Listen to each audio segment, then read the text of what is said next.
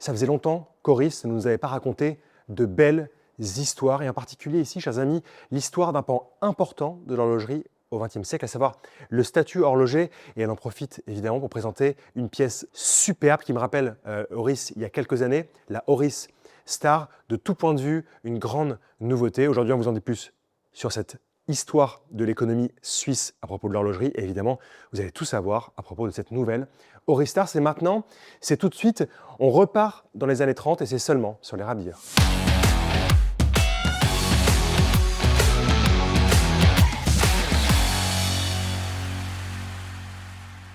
Nous sommes en 1966 quand la marque de montres Horis présente une belle nouveauté qui s'appelle la Horis Star. On la voit dans des publicités qui sont juste magnifiques, qui nous replongent dans les années 1960. Mais derrière une montre d'apparence simple se cache un changement de contexte, un changement d'économie favorable pour Horis avec la sortie d'un calibre, le calibre 645 à encre, qui marque une innovation chez Horis. Et cette innovation-là n'était pas possible à cause de mesures strictes prises dans les années 30 pour protéger l'industrie suisse, ce qui a empêché Horis de faire un peu comme elle voulait. Donc aujourd'hui, je vais vous parler un peu de cette histoire de statut horloger. Je vais vous parler du docteur Rolf Portmann, qui a joué un rôle décisif chez Horis dans les années 50 et les années 60.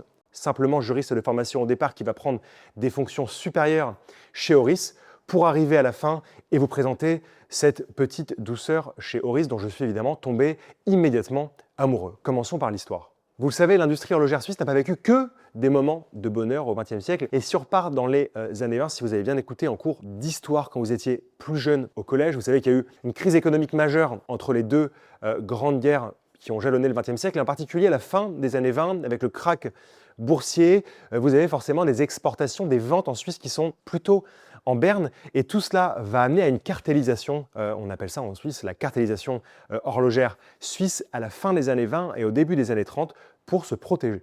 En particulier en Suisse, il y a une crainte de l'État, une crainte de l'économie, que les savoir-faire, que l'économie horlogère suisse aille s'installer ailleurs qu'en Suisse, ce qui ferait que déjà il y aurait une perte de revenus et de deux, il y aurait une perte de qualité globale, une perte du coup de rayonnement de l'industrie horlogère suisse. C'est pour ça notamment qu'au début des années 30, vous avez la Société Générale de l'Horlogerie Suisse SA, ASUAG ou ASUAG, qui est créée et qui est finalement le rapprochement sous forme de cartel de nombreux fournisseurs horlogers suisses. Notamment, et ça c'est pas une peur qui est nouvelle, la peur des chablons. Ce qu'on appelle les chablons, c'est les pièces détachées qui servent à former un mouvement. Et vous le voyez beaucoup dans les documents d'époque des années 20 et des années 30, on a vraiment la peur, et l'économie suisse a peur que les marques envoient les chablons donc, à l'étranger, ce qui ferait qu'il y aurait des coûts plus bas de montage de ces mouvements-là, et essaye vraiment de tout protéger, de tout garder en Suisse aussi pour des raisons qualitatives. Et donc il y a, à la fin des années 20, au début des années 30, le début de ce qu'on va appeler le statut horloger suisse. C'est un tas de mesures assez strictes qui visent à contrôler ce qui se passe en Suisse au niveau de l'horlogerie. Malheureusement, les résultats espérés de ces mesures ne sont pas immédiatement atteints et il va falloir l'intervention de l'État en 1933 et 1934 pour poser un arrêté et poser les bases plus strictes de ces mesures. En effet, le 12 mars 1934, le Conseil fédéral promulgua un arrêté. Cet arrêté interdit d'ouvrir, d'agrandir, de transformer de nouvelles entreprises sans l'autorisation préalable du département de l'économie publique, qui subordonne à un permis délivré par la Chambre suisse de l'horlogerie l'exportation et la vente en vue de l'exportation des ébauches, des chablons, comme je vous en parlais, et des fournitures d'horlogerie. En 1936, il y aura un autre arrêté pour les produits finis, mais vous voyez l'idée, on veut encadrer la production, la vente et surtout l'exportation des produits horlogers suisses. Alors évidemment, ces mesures, elles ont un côté sain, c'est-à-dire qu'elles vont protéger l'économie horlogère suisse, mais elles ont aussi un côté malsain, c'est qu'elles vont empêcher le développement industriel de certaines sociétés justement qui ne seraient pas à leur place, entre guillemets. On va dire non, vous n'allez pas faire ça pour le moment parce que ça pourrait porter concurrence à d'autres entreprises suisses. Bref, vous voyez l'idée. Techniquement, ce qui était prévu dans cet arrêté de 1934 et l'arrêté de 1936, c'était que ces mesures strictes, elles allaient continuer jusqu'au début des années 50, en particulier en 1951. Et vous vous doutez bien que ces mesures, elles ne sont pas arrêtées en 1951 et qu'en 1952, on les a relancées pour une dizaine d'années encore. Et en juin 1951, il y a eu un nouvel arrêté fédéral pour les faire continuer une décennie encore, avec toutefois quelques légères modifications. Et j'aimerais vous lire une petite partie du texte qui va vous aider à comprendre le côté malsain dont je vous parlais il y a quelques minutes. Notamment la partie qui concerne la fabrication et les articles 3 et 4. Je sais, j'ai un peu l'air d'un juriste sur les rabilleurs aujourd'hui, mais vous allez vraiment comprendre mon point et vous allez aussi comprendre pourquoi Oris a réussi à s'en sortir. Sont subordonnés à un permis d'ouverture les nouvelles entreprises de l'industrie horlogère, l'augmentation du nombre des ouvriers et la transformation d'entreprises existantes. Le Conseil fédéral peut en outre subordonner à un permis la réouverture d'entreprises qui ont interrompu leur activité industrielle. La reprise d'une exploitation horlogère existante, avec l'actif et le passif, n'est pas subordonnée à un permis. La transformation s'entend non pas du déplacement des entreprises ou de l'agrandissement des locaux, mais du passage d'une branche ou d'une forme de fabrication à une autre, ou de l'adjonction d'une branche de fabrication à une autre. Et dans l'article 4, on peut voir qu'une autorisation au sens de l'article 3 sera accordée si elle ne laisse pas d'importants intérêts de l'industrie horlogère dans son ensemble ou d'une de ses branches dans son ensemble au requérant, et ça c'est pour le petit b qui m'intéresse, qui désire ouvrir ou transformer une entreprise horlogère en vue d'exploiter une invention brevetée, un nouveau procédé de fabrication ou une amélioration technique s'il en résulte un progrès sensible pour l'industrie horlogère. L'autorité compétente pour statuer ne prendra sa décision qu'après avoir consulté des experts indépendants. Donc vous voyez, si vous êtes une entreprise suisse dans les années 50 et que vous voulez apporter une innovation de fabrication industrielle, vous devez d'abord déposer un permis, demander une autorisation et donc dans tous les cas, ça n'est pas délivré et c'est ce à quoi va se cogner Oris dans les années 50. Souvenez-vous, et je vous en parlais juste ici pour vous parler de l'histoire d'Oris. Au XXe siècle, Oris s'est fait connaître parce qu'elle proposait des montres bon marché. Bon marché, ne pas dire de mauvaise qualité. En particulier, Oris est connu pour avoir proposé des échappements à encre à cheville, dont la fabrication était plutôt simple, mais des entreprises indépendantes avaient vraiment, et ça je vous le montrais dans des documents d'origine, avaient vraiment validé la qualité chronométrique de ces garde-temps utilisant des échappements à cheville. Donc ça veut dire que certes du bon marché, mais aussi de la bonne qualité, validé indépendamment. Mais lorsqu'Oris désire passer à l'échappement à encre empierrée, c'est-à-dire vous savez avec des petites palettes en rubis, et ben c'est là justement que l'autorité suisse va un peu mettre la holà et Oris ne va pas réussir à innover rapidement sur ses mouvements pour proposer ces calibres à encre tout à fait contemporains, tout à fait modernes dans ses productions. Et c'est là que le docteur Rolf Portmann va arriver en forme de super-héros. En effet, dans les années 50, il arrive en sa qualité de juriste chez Oris et il va un peu se battre contre ce statut horloger qui empêche à Oris le fait de sortir des calibres à encre suisse. Il va se battre, la bataille va être un peu compliquée, mais au milieu des années 60, il arrive à obtenir une exception, une autorisation pour Oris qui va d'abord commencer au début des années 60 avec le calibre 482 Super a proposé son premier calibre avec un échappement à encre. Et en 1966, après justement que le docteur Rolf Portmann ait réussi cet exploit, a proposé son premier calibre 645 avec cet échappement à encre, cette fois, chers amis, développé en interne. Et c'est là toute la différence. Vous comprenez mieux maintenant quelle était la difficulté, l'entrave qu'avait Oris à justement proposer ce calibre développé en interne avec cet échappement à encre, calibre qui va donner naissance à la Oris Star en 1966. Vous comprenez aussi voilà, que ce n'est pas une simple nouveauté, mais pour Oris, c'est un peu une petite révolution d'innovation. Elle embarque un calibre qui a été autorisé par le statut horloger suisse, qui a été autorisé par l'économie suisse. Pour vous remettre dans le contexte aussi, et c'est pour ça qu'Oris avait besoin absolument de se développer, c'est qu'Oris est une société extrêmement puissante, une des plus grosses sociétés horlogères mondiales. Elle emploie 800 personnes, elle produit 1,2 million de montres et toujours un petit peu de réveil par an.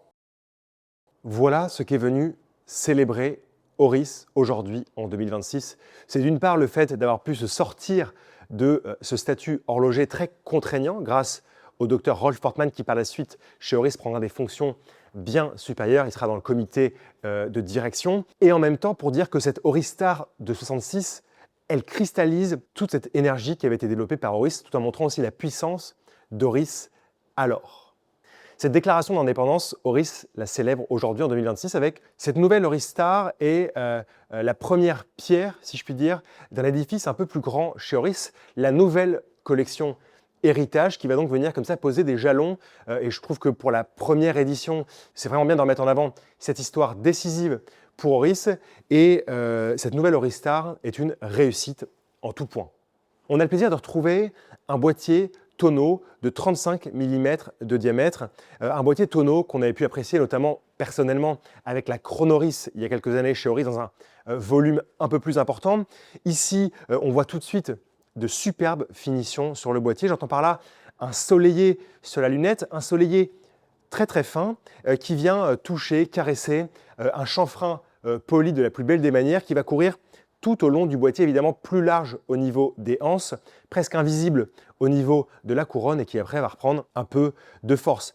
Les tranches de carrure sont elles polies, donc on retrouve toujours cette alternance de poli et de brossé qui donne beaucoup de dynamisme à la montre. Et je tiens à le préciser tout de suite, vous allez me dire « Ouais mais Nico, 35 mm de diamètre, nous ne sommes pas des enfants, etc. » En fait, les amis, 35 mm de diamètre se porte à merveille sur un poignet de 16 cm ou sur un poignet de 19 cm.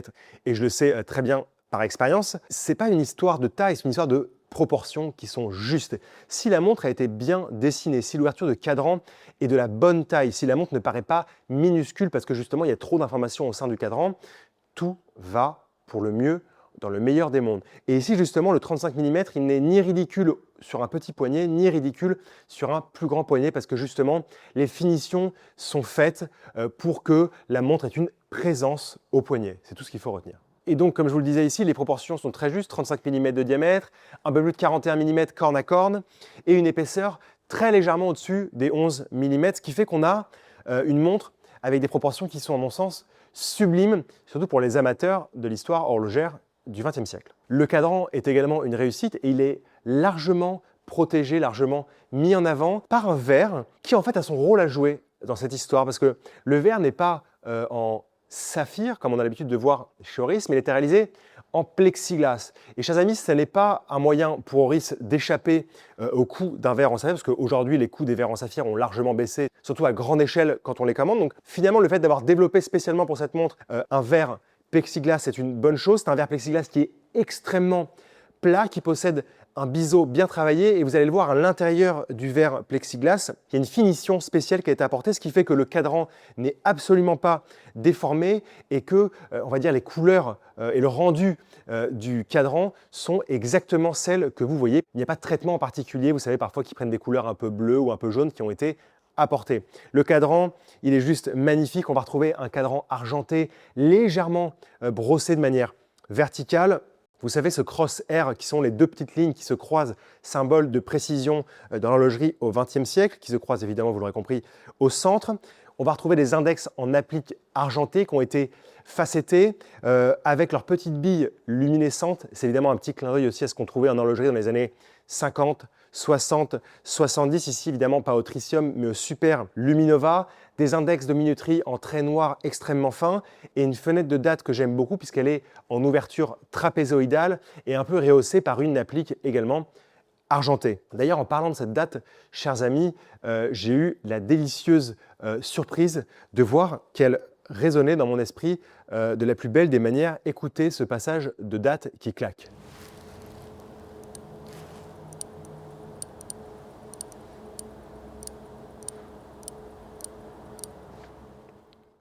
C'est vraiment, vous savez, un peu comme cette lunette tournante quand elle clique, un symbole de qualité que j'aime beaucoup. Malgré les 5 barres d'étanchéité, on a une couronne et un fond vissé, ce qui vient un peu plus pousser l'étanchéité sur cette très jolie montre. Et pour compléter ce très beau cadran, de la plus belle des manières, 3 aiguilles, évidemment une seconde centrale et une aiguille des heures et des minutes, bien large, format carré ou bâton, comme on les appelle, avec d'abord de la peinture noire et après une peinture luminescente qui est appliquée sur les 2 aiguilles. Vraiment, c'est juste exactement ce qu'il faut. Il n'y a ni trop de choses sur le cadran, ni trop peu de choses et c'est vraiment, à mon sens, une réussite.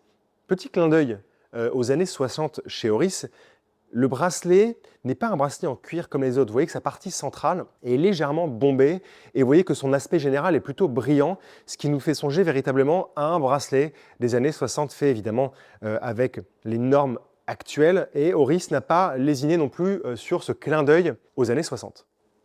heure, minute, seconde et date sont propulsés, si je puis dire, par le calibre Oris 733 sur base Sellita, un mouvement mécanique à remontage automatique, simple, robuste, efficace, à l'image de la montre. Chers amis, il faudra compter 1800 € pour vous offrir cette nouvelle Oris Star qui, je pense, va prendre facilement une place dans les collections de personnes qui aiment l'horlogerie vintage, une place dans les collections des gens qui aiment la marque Oris et même, il faut le dire, une place dans les non-collections de la personne qui va s'offrir une montre pour la première fois, puisque la montre, en fait, et ça c'est vraiment une signature d'excellence à mon avis pour l'horlogerie au XXe siècle, la montre est très contemporaine. La montre, certes une édition, un clin d'œil à la pièce Oris Star des années 1960, en particulier 1966, mais en fait cette pièce elle aurait pu être lancée aujourd'hui. Le boîtier tonneau, il est injustement boudé, alors qu'en fait, c'est une forme qui est juste magnifique, qui vient bien se poser, qui est très ergonomique sur le poignet. Le cadran, il est extrêmement bien réussi. Il montre des détails qu'on aime, en particulier les appliques, et en particulier l'applique de la date, des détails qu'on aime dans l'horlogerie en général. Les finitions du boîtier sont juste magnifiques avec ce léger brossé et ce poli du chanfrein. Bref, la montre en 2026, elle est complètement actuelle et on l'aime énormément. Finalement, cette montre, elle cristallise ce qu'Oris est, son ADN, son identité, le fait de s'être battue dans les années 50 et 60 pour pouvoir innover, le fait d'être encore indépendante aujourd'hui et de proposer des pièces qui nous plaisent beaucoup, revenir dans son cœur de cible, revenir dans son cœur de marché, son cœur d'identité. On félicite Oris et j'aimerais beaucoup avoir votre avis sur cette nouveauté. Donc n'hésitez pas à commenter en bas de la vidéo pour nous dire ce que vous en pensez. C'est toujours très important et crucial pour nous. On vous aime, on vous dit à très bientôt. Merci.